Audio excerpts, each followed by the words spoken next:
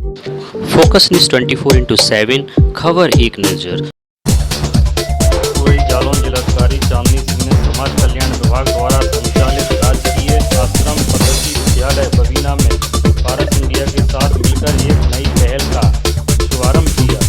जिलाधिकारी ने पूर्व में आश्रम पद्धति विद्यालय का निरीक्षण भी किया, जिसमें बच्चों के द्वारा अवगत कराया गया था कि वहां के अध्यापकों द्वारा बच्चों को पढ़ाया नहीं जाता, स्वयं ही वहां शिक्षा ग्रहण कर रहे और विद्युत व्यवस्था भी लचर है। समाज कल्याण विभाग द्वारा संचालित राजकीय आश्रम पद्धति विद्यालय बबीना में आवासीय विद्यालय ग्रामीण अंचल में प्रतिभावान छात्रों के भविष्य को उज्ज्वल बनाने के लिए निर्मित किया गया था, किंतु अध्यापकों की आंतरिक कलह व विद्यालय प्रशासन की असक्षमता के कारण विद्यालय युद्ध का अखाड़ा बनता हुआ दिखाई दे रहा है। इस अवसर पर मुख्य विकास अधिकारी डॉक्टर अभय कुमार श्रीवास्तव, जिलाधिकारी कालपी अभिषेक कुमार, समाज कल्याण अधिकारी Satyam Tripathi, director vision IAS Ajay Kumar Singh, director Paras India AGO Arvind Kumar Singh आदि अधिकारी संबंधित अधिकारी मौजूद रहे।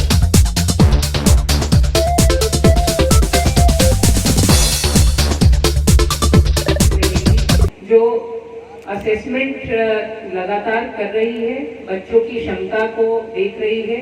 आप बच्चों से उन्होंने विभिन्न तरीके के सवाल भी किए हैं, आपका इवैल्यूएशन हुआ है और उसके आधार पे अब जो क्लासेस हैं जहाँ पे गैप है उसको पूरा करने के लिए टीचिंग की व्यवस्था प्रोवाइड करेगी।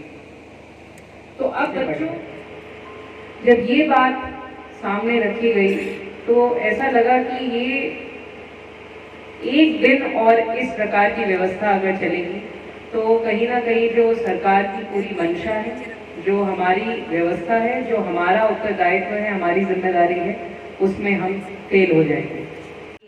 मुन्नापुरवा गांव में ग्रामीण छात्रों की गुणवत्तापूर्ण शिक्षा देने के उद्देश्य से की गई थी। विद्यालय में आसपास के लगभग 30 गांवों में आज यहाँ उनमें से कुछ समस्याओं और उनके समाधान पर चर्चा करना चाहूँगी, जो हमने अपने विद्यालय और क्या स्थिति थी इस विद्यालय की? कुछ हफ्ते पहले जब हमने इसका निरीक्षण किया था तो यहाँ स्थितियाँ अच्छी नहीं पाई गई थी। यहाँ पे बच्चे अंधेरे में बैठे हुए पाए गए थे। उनसे फीडबैक लिया था तो क्लासेस ठीक से नहीं हो रही थी और कुछ ऐसे टीचर्स थे जिनकी बहुत शिकायत मिल रही थी कि कुछ वो गुंडागर्दी करते हैं और गाली गलौज की भी शिकायतें थी और दुर्व्यवहार कुल मिला के काफ़ी था और जो वातावरण पढ़ाई के लिए होना चाहिए वो बिल्कुल नहीं मिल रहा था। तो इसी को देखते हुए हमने फिर हमारी टीम ने, हमारे समाज कल्याण अधिकारी और मुख्य विकास अधिकारी, हमारे SDM साहब, सभी ने मिलके ये सोचा कि यहाँ पे इंटरवेंशन जो होना चाहिए पढ़ाई में वो कैसे किया जाए। तो उसी समय हमारी विजन IAS के जो फाउंडर हैं अजय सिंह जी, उनसे बात हुई थी और उन्होंने बताया कि उनका एक NGO भी है पारस इंडिया, जो इस फील्ड में काम करता है। कुछ ऐसे बच्चे इस तबके के जिनको शिक्षा नहीं मिल पाती है गुणवत्तापूर्वक, उनको प्रदान करने के लिए NGO सक्रिय रहता है इस क्षेत्र में। तो उनसे हमने मदद मांगी और उनकी तरफ से यहाँ पे 3 ऐसे शिक्षक प्रदान किए जा रहे हैं वर्तमान में और जो गैप है उसको आइडेंटिफाई करके बच्चों को इवैल्यूएट करके असेसमेंट करके जो भी और सुविधा होगी उसके लिए वो एक कार्य योजना तैयार कर रहे हैं। और प्रयास ये है कि अभी फ़िलहाल जो बच्चों की पढ़ाई जो अभी पटरी से उतर गई थी उसको वापस पटरी पे लाना है और जो एक पूरा सेशन है इस साल का वो कंप्लीट करना है और सभी बच्चों को ज़्यादा से ज़्यादा अच्छे परफॉर्मेंस के साथ पास कराना है।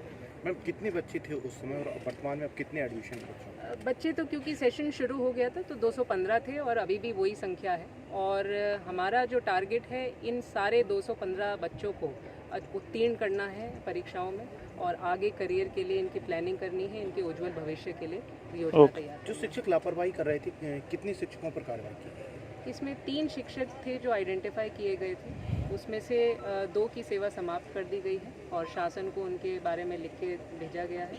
एक पर अभी आख्या मांगी गई है और उस पर भी जब आख्या प्राप्त हो जाएगी तो कार्रवाई होगी। ठीक।